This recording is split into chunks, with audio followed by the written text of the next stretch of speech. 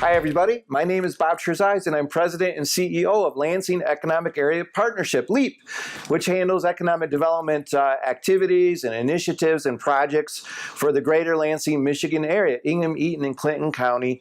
And you're listening and watching to our LEAP Weekly Show, about 5 minutes of the latest economic development activities. And today we're doing something a little fun and a little special. I have a special guest, my great friend and member of LEAP, by the way, the Greater Lansing Convention and Visitors Bureau President and CEO, Jack Schripsema. Jack, welcome to our amazing little show here. Well, thank you, Bob. Delighted to be here. So economic development is about not only landing plants and national headquarters and entrepreneurialism, but LEAP gets into art objects and placing art out in the community and working on diversity issues, which, by the way, I know you've participated in, and thank you very much for that. But it's about agricultural, but also tourism. Yeah, and it's a big booming business for us, right, Jack? It is indeed. Yeah, tourism is one of the significant economic drivers for this region.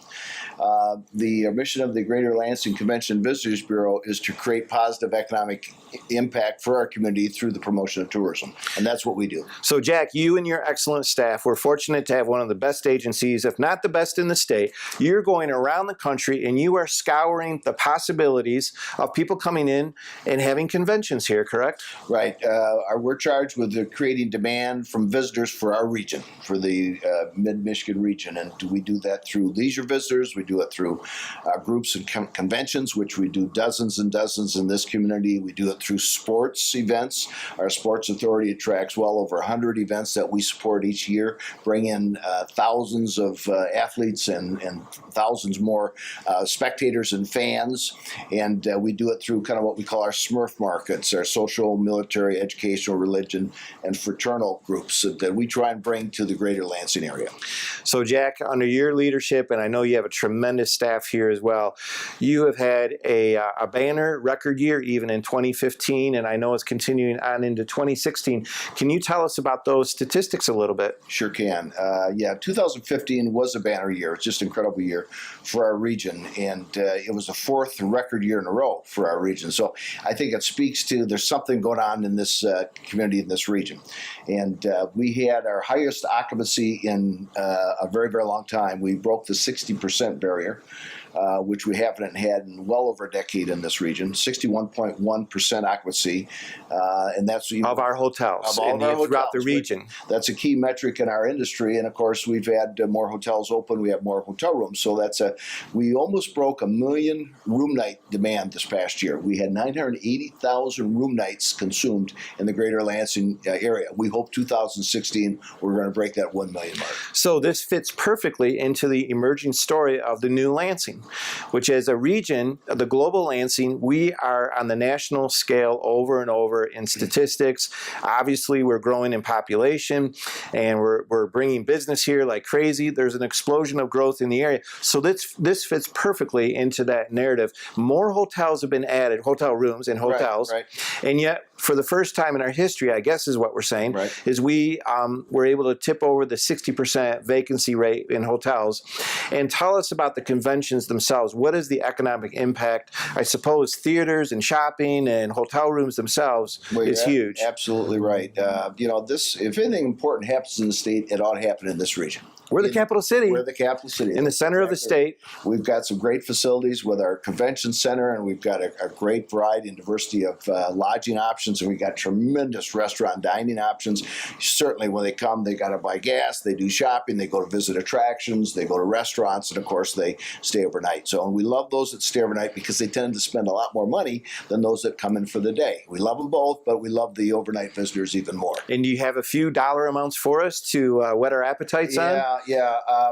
I mentioned earlier we broke the 60% occupancy last year. We, for the first time, also in a very long time, exceeded the occupancy for the state, which was about 60%. We've always lagged that percentage, and so that was the first time that's happened. So we were ahead of the total state average occupancy of hotel rooms. This region was ahead of the statewide, and we're trending that way again this year. This year is off to a very strong start with the first quarter already in the books. But we drive have about $500 million in economic impact through tourism to this region.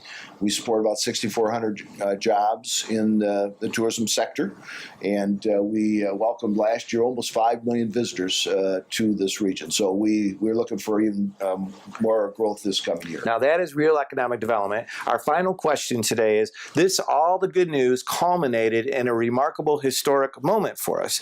Is last week you handled a statewide tourism conference here that has never been in Lansing before, correct? That's right. Yeah, we've been last year. We've seen a lot of firsts. We've had we kind of had a trifecta of opinion leader groups from around the state. We've had hundreds of groups meeting here, but last year we had the Pure Michigan Governor's Conference on Tourism, and that drew about 1,000 tourism professionals from around the state. About every community in the state is here promoting. Obviously, they promote their location, but we had attractions and restaurateurs and hoteliers and marketing professionals from around the state gather in Lansing. That's the first time they've been here since that conference began 10 years ago. So we were just thrilled to showcase our community, and we couldn't ask for better weather. We had picture-perfect weather, energy, downtown activities, restaurants. The ball game was going on one of the nights, and at the stadium. So it was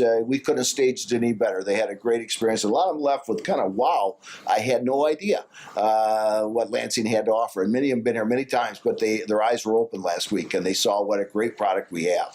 Well, once again, Global Lansing shined. Congratulations, Jack Schripsema, who is president and CEO of the Greater Lansing Convention Visitors Bureau. If you want to have your convention in the Lansing area, Jack, how do they get a hold of you? Well, they can go to lansing.org or call our office, and we have, right behind me is a list of some of the community champions that we've recognized the last 3 years that have actually influenced their groups in coming to the Greater Lansing area.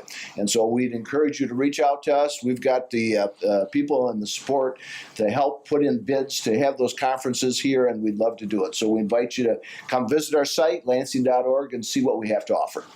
Thanks a lot, everybody. We'll see you and talk to you next week.